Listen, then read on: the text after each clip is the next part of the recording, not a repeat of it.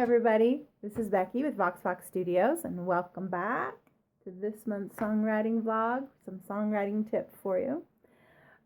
This month I am going to talk about how to get started writing a song.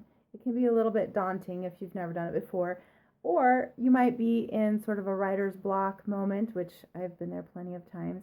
And so I have a few different methods of how to get started with a song. One of my favorite ways is by starting with a title. Dun, dun, dun, dun. Titles can be very inspiring, and a subsequent vlog down the road, I'll talk about how to come up with different titles. Another way is by starting with a chord progression, like a cool mixed up chord progression that you've come up with that you like. Could be a combination of starting with a title, using a cool chord progression. A third way is collaborating with someone who's an instrumentalist and not necessarily a lyricist or singer. They might have the ability to come up with musical beds or tracks, which it could be called, and you can collaborate with that person. Some people will write entire musical beds and make it available for you to purchase. And so, of course, you have to do it the right way, but that's a fun way to write too. Well, today I'm going to talk about specifically writing from a title. In a future vlog, I will talk about how to come up with different title ideas, but for now, I'm just going to show you my lovely list of titles that I started, years ago.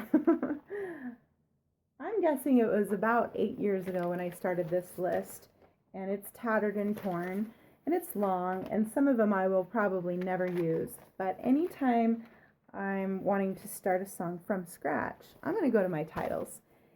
And let's see, let's just pick one. There's one called Dreary Day. Okay, Dreary Day. That's kind of cool. It's got a little alliteration going on in it. Now what I'm going to do next is come up with my story about Dreary Day. What is that? What could it mean? Now, if I'm writing a song just for fun, then I don't have to worry about style necessarily, unless I'm an artist that is kind of pigeonholed into a certain style. Say I'm a country artist, then Dreary Day, I'm already feeling it kind of laid back, dink, dink, down, dreary, something like that. But if I'm all moody and emo or something, Dreary Day, I don't know, that still sounds a little cheesy for a moody emo person, but anyway, you get the point.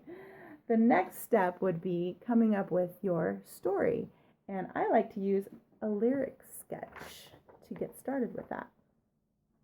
Dun da da dum. Okay, so a lyric sketch is just a way to get your ideas out, your thoughts, the details about your story without having to worry about rhyming or the exact words that you're going to use.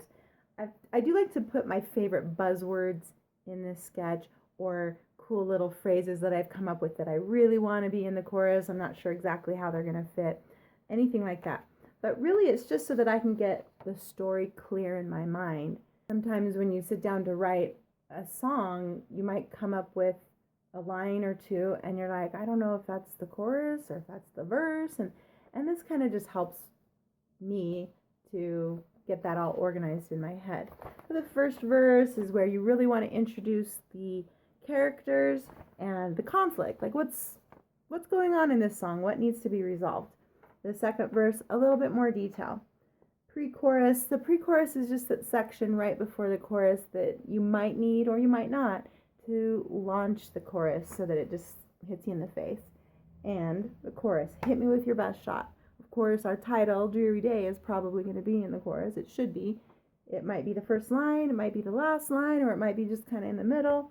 Kind of depends on how you want the music to flow. Verse 3, just to make myself clear. Bridge. I would only put a bridge in there if you really have something new to say. You definitely don't want to rehash the same thoughts that are going on in the verses or the chorus. And then, are you going to have a twisted chorus? So is your last chorus going to be where you kind of twist the words. That happens a lot in country music. Twist the meaning. And then anything you wanted to say but couldn't, put it in this last box. And then when you're really working out the lyrics, you can kind of go back to that box and go, oh yeah, I really wanted to put that line in. Where am I going to fit that? Anyway, this is just something to help you get started. So I'm going to make this available to you to download, and I'm putting the link in the description of the video below. So please be sure to download. Be sure to share this video. Make sure your friends are all subscribing. Yeah. And I'll see you next time. Thanks for visiting.